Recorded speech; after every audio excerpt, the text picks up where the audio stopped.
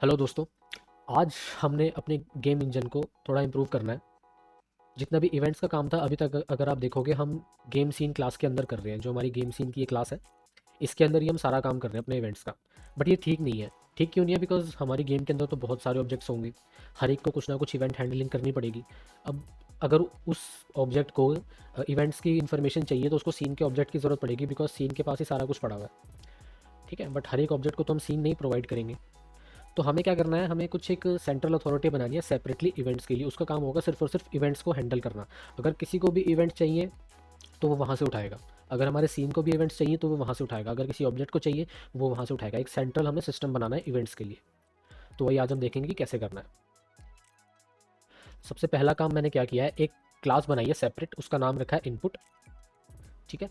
और इस input class के अंदर मैंने कुछ static methods and properties create की हैं। स्टैटिक प्रॉपर्टीज़ किस किस चीज़ के लिए है? एक तो प्रॉपर्टी हो जाएगी जो माउस क्लिक को मैनेज कर रही है, एक माउस मूव को, माउस डाउन, माउस अप, इनके लिए प्रॉपर्टीज़ हो गई। ठीक है। उसके बाद माउस की पोजीशन क्या है, इसके लिए एक प्रॉपर्टी है। उसके बाद कीबोर्ड से रिलेटेड जितने भी इवेंट्स हैं उसके लिए हमारे पास है की अप एंड की डाउन। ठीक है। तो ये हमारे पास स्टैटिक प्रॉपर्टीज़ हो गई। स्टैटिक प्रॉपर्टीज़ हमने क्यों रखी है? ताकि अगर कल को गलती से कोई इसका ऑब्जेक्ट बना भी ले तो भी इन सब की एक ही कॉपी पड़ी रहे, बहुत सारी कॉपीज़ क्रिएट ना हो। बहुत सारी कॉपीज़ कैसे क्रिएट हो सकती हैं? जैसा कि मैंने आपको बताया था कि बहुत सारे ऑब्जेक्ट्स होंगे हमारी गेम के अंदर जिनको इवेंट्स की ज़रूरत पड़ेगी।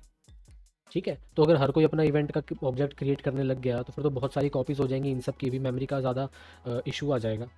ठीक है। तो हमारे पास यहाँ पे बेनिफिट हमें इस बात का मिल गया है कि इनपुट का जो सिस्टम है कीबोर्ड का सारा हम एक ही जगह कर रहे हैं, वहीं से सारी इन्फॉर्मेशन लेनी है। एक ऑब्जेक्ट काफ़ी है उस काम के लिए। ठीक है। तो हमने सबको स्टैटिक बना दिया ताकि इनकी बहुत ज़्यादा कॉपीज़ ना बन जाए, एक ही कॉपी बनी रहे इन सबकी। उसके बाद मैंने एक इसके अंदर स्टैटिक फंक्शन बनाया है इनिट। इस फंक्शन के अंदर फिर मैंने अपना काम किया है, जितना भी क्लिक का काम है, mouse up, mouse down, mouse move, जितना भी काम है वो सारा मैंने यहाँ पे किया है। उसी तरह कीबोर्ड से रिलेटेड जो इवेंट्स हैं, की डाउन एंड की अप, वो भी मैंने इस इनिट के अंदर ही सेट किए हैं। अब ये कर क्या रहे हैं, ये बेसिकली एक फंक्शन को कॉल कर रहे हैं जो कि यहीं पर अवेलेबल है। ये हमारे पास फंक्शंस हैं। इनके अंदर भी हमने सेम पहले जैसा काम किया। जैसे माउस मूव के अंदर हमने क्या किया, जो भी इवेंट इन्फॉर्मेशन थी वो माउस मूव इवेंट के अंदर हमने डाल दी, इनपुट डॉट माउस मूव। अब इनपुट डॉट माउस मूव जैसे ही हम करेंगे तो वो यहाँ पे सेट होगा, इस जगह पे। ये स्टैटिक प्रॉपर्टी है ना, तो हमें क्लास का नाम फिर डॉट लगा के माउस मूव करना पड़ेगा, तभी हम इस माउस मूव जो वेरिएबल है या एट्रीब्यूट है या प्रॉपर्टी है उसको एक्सेस कर पाएंगे। तो event dot mouse move is equal to event. अब इस माउस मूव के अंदर इस इवेंट की सारी इन्फॉर्मेशन आ गई। अगर हमारे गेम को कभी भी चाहिए तो उसको सिर्फ यही करना है, इनपुट डॉट माउस मूव, और उसको इस इवेंट की सारी इन्फॉर्मेशन मिल जाएगी। ठीक है। उसके साथ साथ हमने क्या किया है, कुछ पोजीशंस भी सेट कर दी हैं। ठीक है। पोजीशंस हमने वैसे ही सेट की हैं जैसे पिछली बार हमने की थी, जो हमारा पहले का कोड था। अगर आप देखोगे तो यहाँ पे हमने पोजीशन सेट की थी पॉइंटर की, बिल्कुल सेम एग्जैक्टली उसी तरीके से हमने यहाँ पे किया है। बस स्टोर इस बार कहाँ किया है, इनपुट डॉट माउस पोजीशन में। उसके अंदर एक्स और वाई की प्रॉपर्टीज़ थी हमारे पास। वैसे तो जेड भी है, बट माउस के केस में हमें शायद जेड की जरूरत पड़ने वाली नहीं। अगर कभी फ्यूचर में पड़ेगी तो मैंने बनाया हुआ है, बट फिलहाल हमें ज़रूरत नहीं पड़ी जेड की, बिकॉज स्क्रीन के ऊपर तो एक्स या वाई ही होगा, उसके ऊपर तो जेड आएगा नहीं। नेक्स्ट हमारे पास है माउस क्लिक। माउस क्लिक के साथ भी हमने बिल्कुल सेम आसान सा वही काम किया है, input dot mouse click is equal to event. Okay. उसी तरह माउस डाउन के लिए किया है, input dot mouse down is equal to event. Basically इन प्रॉपर्टीज़ के अंदर हम सिर्फ इवेंट की इन्फॉर्मेशन स्टोर करते जा रहे हैं और कुछ नहीं कर रहे। सिंपल सा काम है। कुछ नया यहाँ पे हमने क्या किया है, देखो, जब हमने माउस अप कर दिया, यानी कि हमारा माउस हमने क्लिक किया था, माउस डाउन किया था, तो ये वाली प्रॉपर्टी सेट हो गई थी, है ना। लेकिन जब हम माउस अप करेंगे तो हमें इस प्रॉपर्टी को दोबारा से नल करना पड़ेगा, बिकॉज हमारा माउस अप डाउन तो है ही नहीं।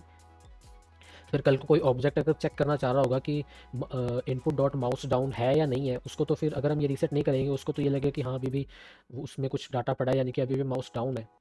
तो उस चीज़ से बचने के लिए मैंने इसको नल कर दिया। जैसे ही माउस अप होगा, माउस डाउन की प्रॉपर्टी को हम नल कर देंगे। कीबोर्ड डाउन में भी हमने कुछ सिमिलर सा ही किया है। जैसे की डाउन होगी कोई भी, तो उसके बाद हम इस इनपुट डॉट की डाउन को सेट कर देंगे, इवेंट की जो भी इंफॉर्मेशन है। फिर जैसे ही की अप हो रही है तो उस इंफॉर्मेशन को हमें हटाना भी है। ठीक है। उसके बाद एक मैंने क्लियर का मेथड यहाँ बनाया हुआ है। क्लियर बेसिकली क्या करेगा, इन सबको बेसिकली रीसेट कर रहा है। ठीक है। तो आप इसको क्लियर बोल सकते हो या रीसेट भी बोल सकते हो। जितनी भी इन्फॉर्मेशन पड़ी हुई थी उसको मैंने रीसेट किया यहाँ पे।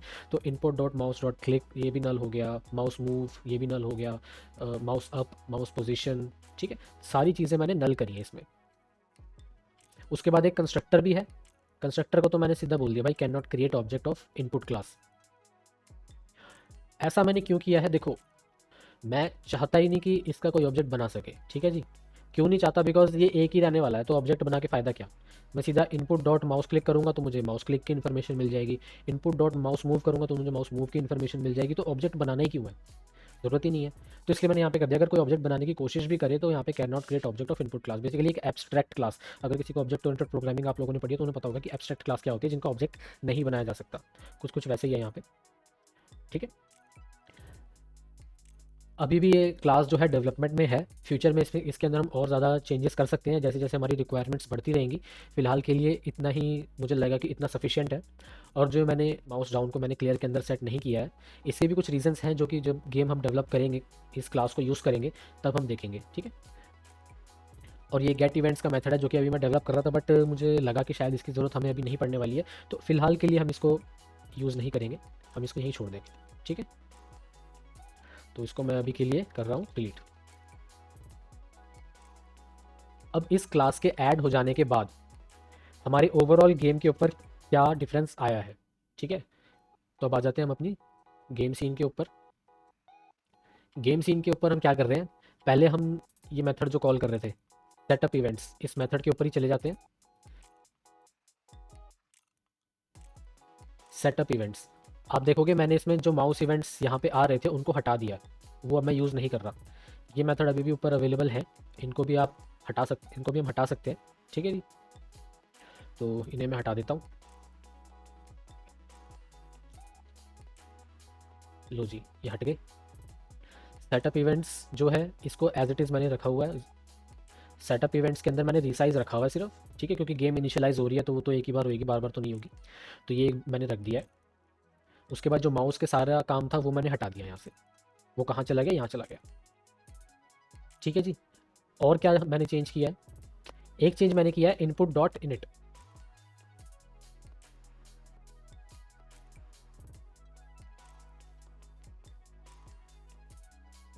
इसको मैंने यहाँ पे लगा दिया। यहाँ पे मैंने क्यों लगाया, बिकॉज यहाँ पे आप देखोगे इसके अंदर हमारा सारा सेटअप हो रहा है इवेंट, मतलब जितना भी है click mouse down up keyboard down, उन सब में क्या करना है वो सारा हम सेटअप कर रहे हैं, तो हमारे इनिशियलाइजेशन के टाइम पे एक बार सेटअप हो जाएगा, ठीक है। अब उसके बाद जो एक क्लियर था, जो क्लियर मैंने क्रिएट किया है उसको भी हमें कॉल करना है, वो मैं रेंडर में कर रहा हूँ, बिकॉज रेंडर ही है जो बार बार अपडेट होता रहता है, इन्फॉर्मेशन को चेंज करता रहता है। तो उसके लिए मैंने यहाँ कर दिया इनपुट डॉट क्लियर, ठीक है। मतलब कि एक बार सारे के सारा इनपुट का काम हो गया, जो भी इन्फॉर्मेशन थी हमने स्क्रीन के ऊपर रेंडर कर दी, ठीक है। अब जितना भी इनपुट का डेटा उसको मैं कर रहा हूँ क्लियर, ठीक है। जितनी भी कमांड्स मेरे पास आई थी वो सारी कंप्लीट मैंने कर दी, अब मैंने बाकी हर एक चीज़ को कर दिया क्लियर। उसके बाद नया फ्रेम जनरेट हो रहा होगा, रेंडर लूप दोबारा से स्टार्ट होगा, फिर से वो क्या करेगा, सारे इवेंट्स को कैप्चर कर लेगा। उन कैप्चर्ड इवेंट्स के बाद फिर मैं अपनी जितनी भी इनपुट है उसको अपडेट करूँगा, मतलब जो भी मेरा सीन है उसको अपडेट करूँगा। अपडेट करने के बाद यानी कि जितने भी इनपुट्स आई थी वो सारी कंप्लीट हो चुकी हैं, ठीक है। अब मुझे अपनी इनपुट को खाली करना है, ठीक है। तो मैं वही कर रहा हूँ इनपुट डॉट क्लियर, सारे इवेंट्स कंप्लीट हो गए, अब क्लियर कर दो। उसके बाद फिर से नया फ्रेम जनरेट होगा, फिर से कुछ इनपुट्स आई भी होंगे हमारे पास, उन सबको फिर से हम यूज़ करेंगे, मतलब अपने फ्रेम को रेंडर करने के लिए। वो सारी इनपुट्स का काम हो जाएगा, फिर उसके बाद मैं अपने इनपुट्स को फिर से खाली कर दूंगा, ठीक है। अभी के लिए हम इस मॉडल के साथ जा रहे हैं, हो सकता है फ्यूचर में हम चेंजेस करें जैसे जैसे गेम इंजन ग्रो करेगा, बट अभी के लिए हमारे लिए मेन चीज़ इसमें सीखने लायक ये थी कि इनपुट का जो सिस्टम है उसको हमें अलग से क्रिएट करना ही पड़ेगा, बिकॉज एक के अंदर हम क्रिएट नहीं कर सकते। एक ही क्लास के अंदर गेम सीन के अंदर ही अगर हम कर दें तो दिक्कत आएगी हमें बाद में, तो उसका हमने बिल्कुल सेपरेट एक मॉड्यूल बना दिया है। तो अगर आप भी फॉलो कर रहे हो और सेम एज इट इज़ आप गेम इंजन डेवलप कर रहे हो तो इन चेंजेस को आप भी अप्लाई कर देना। और अगर कोई कन्फ्यूजन आती है तो आप कमेंट्स में पूछ सकते हो। बहुत जल्दी हमारा जो FPS का काम था वो कंप्लीट हो जाएगा और हमारा एक जो बेसिक प्लेयर कंट्रोलर होता है वो कंप्लीट हो जाएगा। So good luck and thank you.